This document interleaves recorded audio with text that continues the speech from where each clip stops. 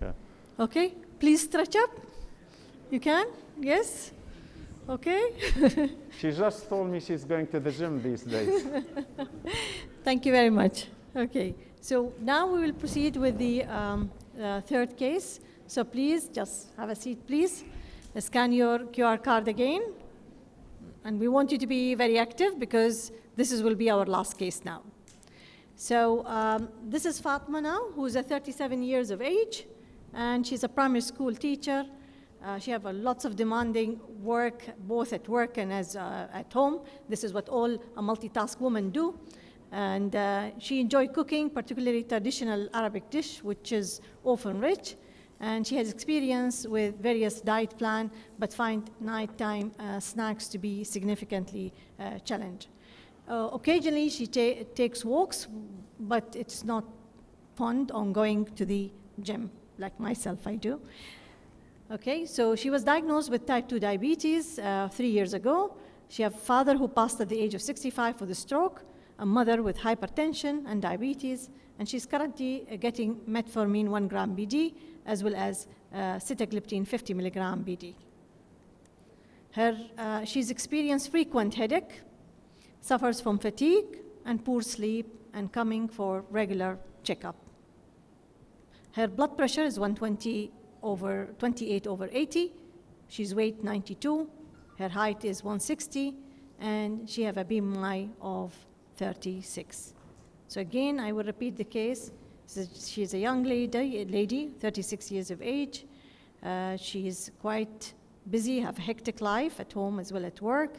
She has a father who died from stroke, and she herself has been, mother who is hypertensive and diabetic, and she's herself been diagnosed with diabetes over the past 3 years, and she's getting this dual oral hypoglycemic agent, and she's finding it difficult to sleep with severe headache, and as you can see, she has a BMI of 36. So, as well as the cardiometabolic screening, what should we consider for Fatma? Hypothyroid, Cushing, sleep apnea, all of above, or none of the above.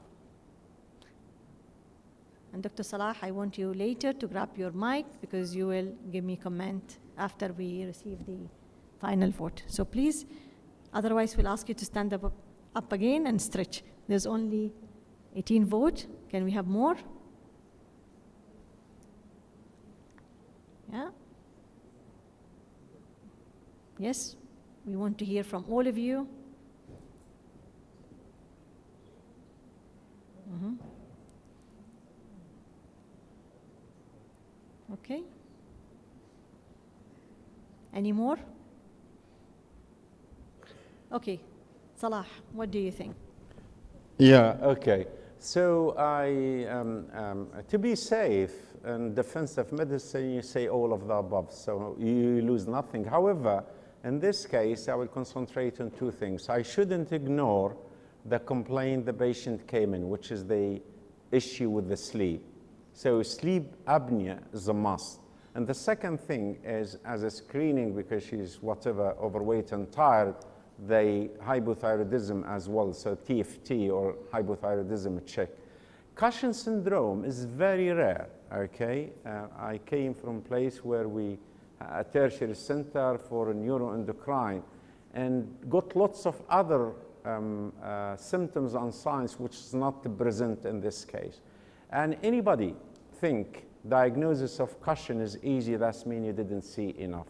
But my views when it comes to what we should screen, the top one is the sleep. Of course, it's not the taken into consideration. We've done the cardiometabolic screening, which is we've been thought to do this morning to do. I will add the sleep apnea and TFT as a screening. Okay, so we should not ignore the finding or the complaints of the patient of the poor quality of sleep that she's having, constant headache, and also the fatigue, plus also her BMI, which is 36. So Salah, I agree with you. So you are thinking in the line of the obstructive sleep apnea. So what you can tell us more about it? Yeah, so very important. I'll just give you this case. Come to your clinic and said, I am having difficulty in sleeping. Then my answer to this patient, fine. Obviously, your BMI is 36, and you need to lose weight to get rid of the obstructive sleep apnea. So this patient, to lose weight, you guess how many weeks, how many months and treatment. This patient will not come back to you if you don't address the present complaint, as I mentioned earlier. I told you that I can't sleep. And again, if you look at the obstructive sleep apnea, we think it's easy. People, they sleep on the wheel and they have accident. People, they sleep at work.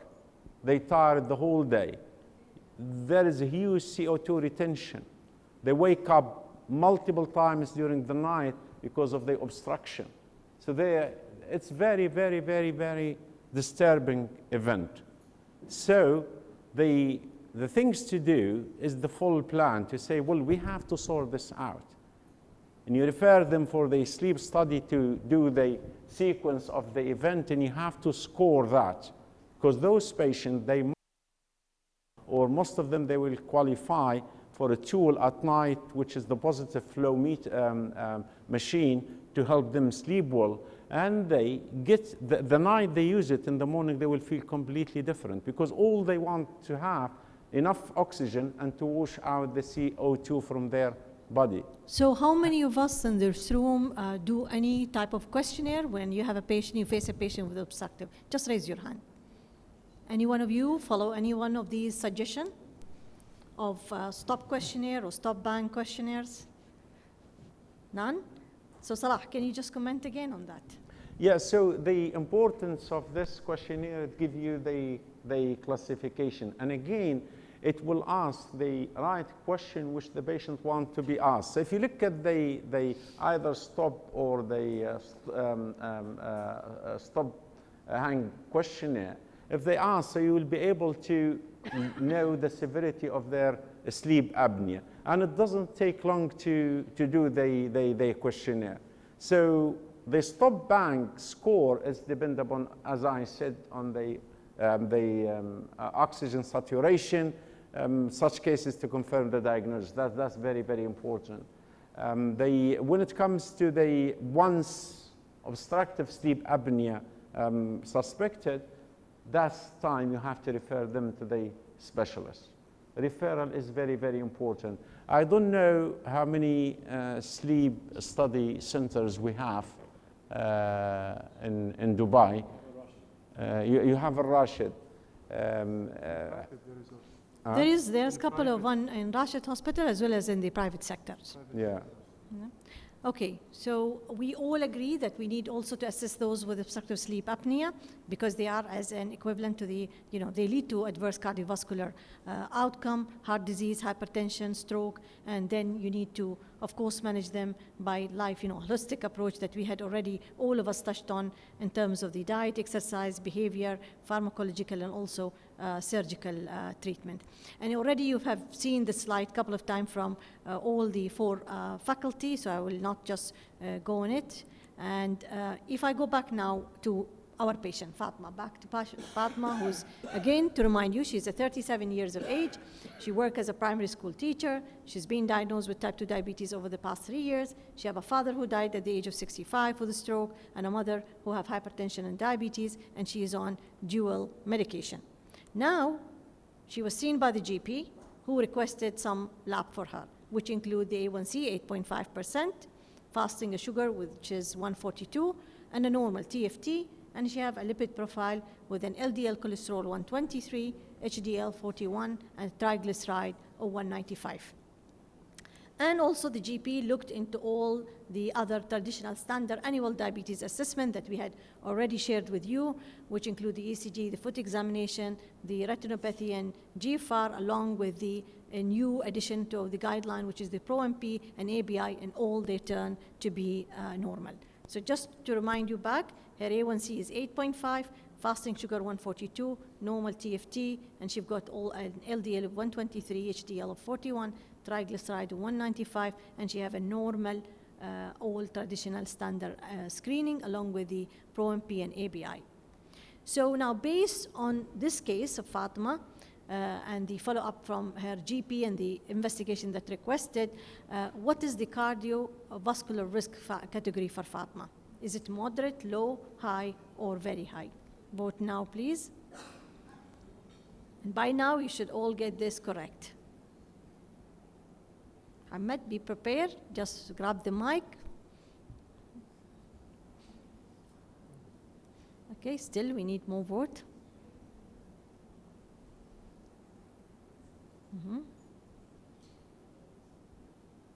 Again. Yeah. Remind you that she already diabetic, she have a strong family history. Okay, Mohammed?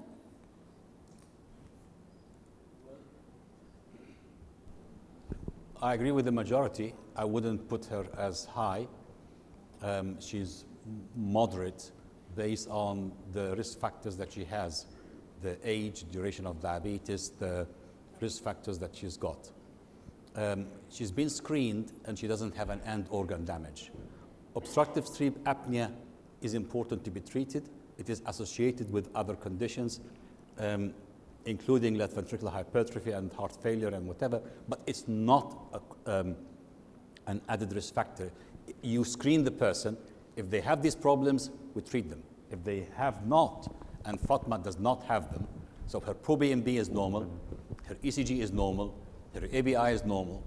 So from that point of view, you look into her age, into her duration of diabetes, and the number of cardiovascular risk factors, and then it will come to be a score of moderate. The difference between moderate and low is only really marginal difference.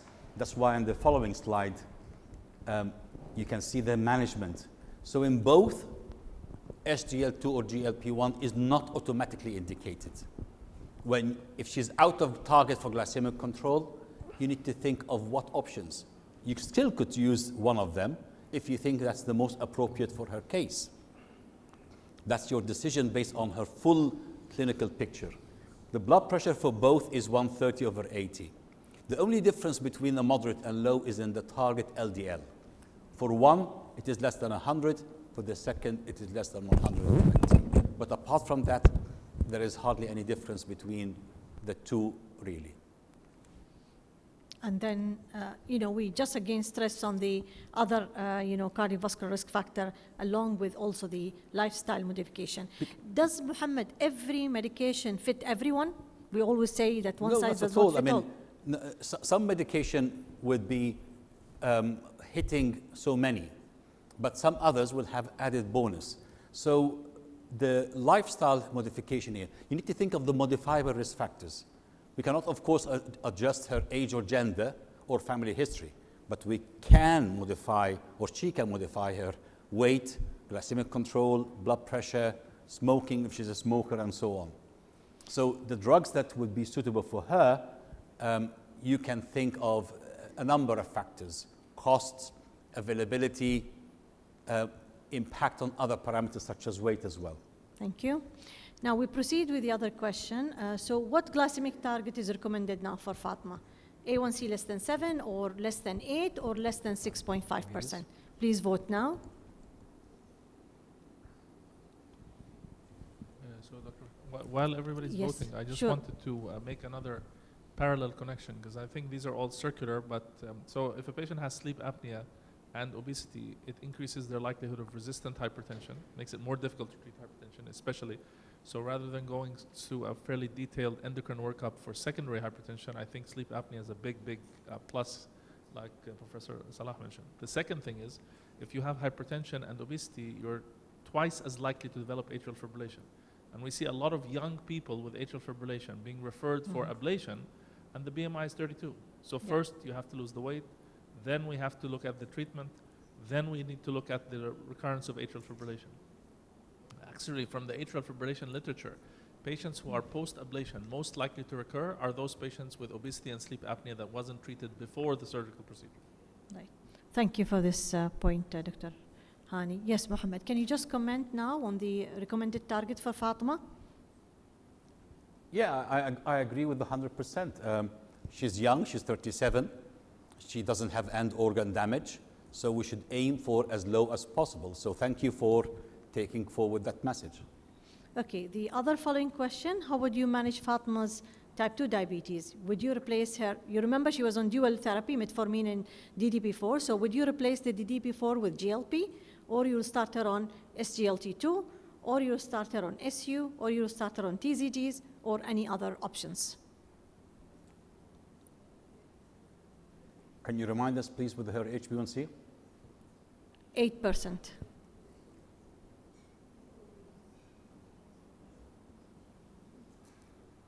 Okay. So you have to link in your answer the two things together. The target HbA1c that you voted for with her current HbA1c to see where you want to go. And then the decision on the choice of the drug or the drugs are to get you there. Because if your patient would come, we are in a very busy service. My patients get seen once every 4, 3, 6 months. So if I give them a suboptimal treatment, then I haven't really reached the target. So we want the decision to be effective. As for the lipids, for example, when Dr. Hani mentioned, if you already know that one agent will not get me there, then maybe think of combination therapy. So think of the efficacy of the choice that you would choose to get you to the target of less than 6.5. So, Mohammed, can you touch on the ADA and ESD guideline recommendations for 2022? This is the circle that we've all been talking about. So you saw our version of the circle. This is the ADA, ESD of the version of the circle. The 4 components are equal.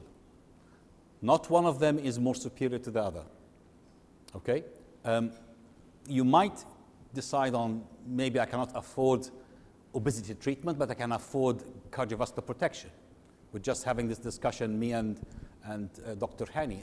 Let's say I have someone who's poor. So choose a choice that have a cardiovascular protection, the most affordable. Now, if you can afford to go to other aspects such as weight management as well, then that is really good because it will help to prevent the continuity of the problem. And does the weight management affect or improve the A1C? Very nice slide you have here, guys. So what you have in this graph is the chances of getting to your target of less than 6.5 based on the percentage of weight loss. So if I lose 5, if we have in this room 100% with diabetes, we want to get them to HbA1c of less than 6.5, and they lose only 5% of their weight, then, 5 kilogram, then the chances is only 5.2%. But if the room of 100% with diabetes and obesity lose 15 kilograms, then 70% of them will achieve an HbA1c of less than 6.5. You can see the big difference and the correlation between weight loss and glycemic control.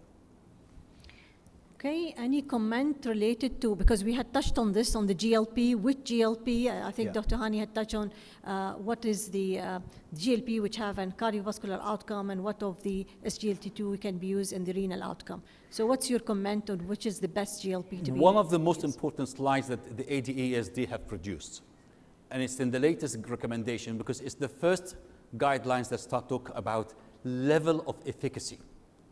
Not all drugs have the same level. So they're very clear here in the circle. Very high is semaglutide and tirzepatide. High, dulaglutide and liraglutide. Intermediate, other GLP-1 and SGL2. Okay? And that's when we're talking about the weight impact. Obviously, you also need to think of the efficacy of glycemic control. So which of the drugs have very high efficacy on glycemic control? High, or moderate. So that when you choose, you can choose one that address both. And before we consider going for drug therapy, which could be costly, what is the first thing in the circle? Lifestyle and behavior. And lifestyle need to be a program. It is not good enough that Dr. Fathiya would say to me, Muhammad, you're obese. Well, I know that. I didn't need to go to the head of Emirates Society to tell me this. I can stand in the mirror and see that myself. But I need program. You saw in the case of Salah, of the peripheral arterial disease, we have programs for smoking cessation, correct? And that's why we need a program for obesity. Not just simply, you need to lose weight. It need to have a program of how can I achieve this, and this is lacking so far. And I think we have also an evidence-based for whatever you just mentioned a moment ago, Muhammad, right? Yes, I mean, this is still copy and paste from the guidelines, from the ESD ADA.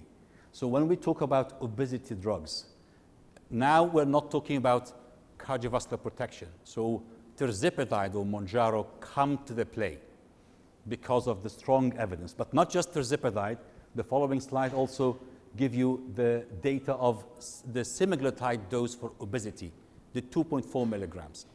So we are very lucky in this era because we have powerful tools that can change outcome. So evidence of getting people to 10 kilograms, 15 kilograms, even 25% of their body weight could be lost by the correct dose. The correct dose for obesity for semaglutide is the 2.4. For tirzepatide is the escalation, or the top dose is the 15 milligrams.